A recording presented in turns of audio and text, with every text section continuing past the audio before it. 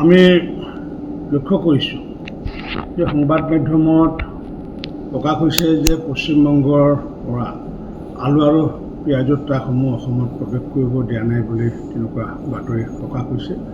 আচলতে সম্পূৰ্ণ দিনৰ কাৰণে নহয়, 2 ঘণ্টা বা 3 ঘণ্টাৰ কাৰণে তেনেকুৱাকৈ ট্ৰাকসমূহ আবদ্ধ হৈ আছিলে।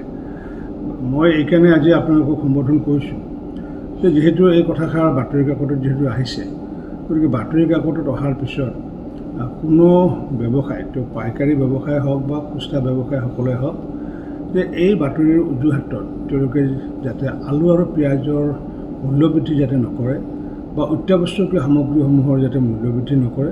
কাৰণ জিলা আয়ুক্তসমূহৰ লগত আমি কথা পতাৰ পিছত আমি জ্ঞাত হৈছোঁ যে প্ৰতিখন জিলাতে যথেষ্ট পৰিমাণে আমাৰ খাদ্য সামগ্ৰী হওক বা নিত্য প্ৰয়োজনীয় সামগ্ৰী হওক বা আলুৱে হওক বা পিঁয়াজে হওক, বিভিন্ন ধৰণৰ সামগ্ৰী মজুত আছে।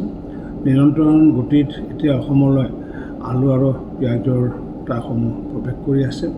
সেয়েহে মই ব্যৱসায়ীসকলক আহ্বান জনাইছোঁ, তেওঁলোকে এইটোৰ অজুহাতত যাতে এই সামগ্ৰীসমূহৰ যাতে মূল্য বৃদ্ধি নকৰে। আৰু অসমৰ সদাশয় ৰাইজকো আহ্বান জনাইছোঁ যে এনেকুৱাকৈ কোনোবা যদি মূল্য বৃদ্ধি কৰে তেতিয়া তৎকালীনভাৱে জিলা আয়ুক্তই হওক বা খাদ্য আৰু অসামৰিক যোগান বিভাগৰ বিষয়াই হওক বা আৰক্ষী থানাত যাতে তেওঁলোকে এই বিষয়ে যাতে অৱগত কৰে।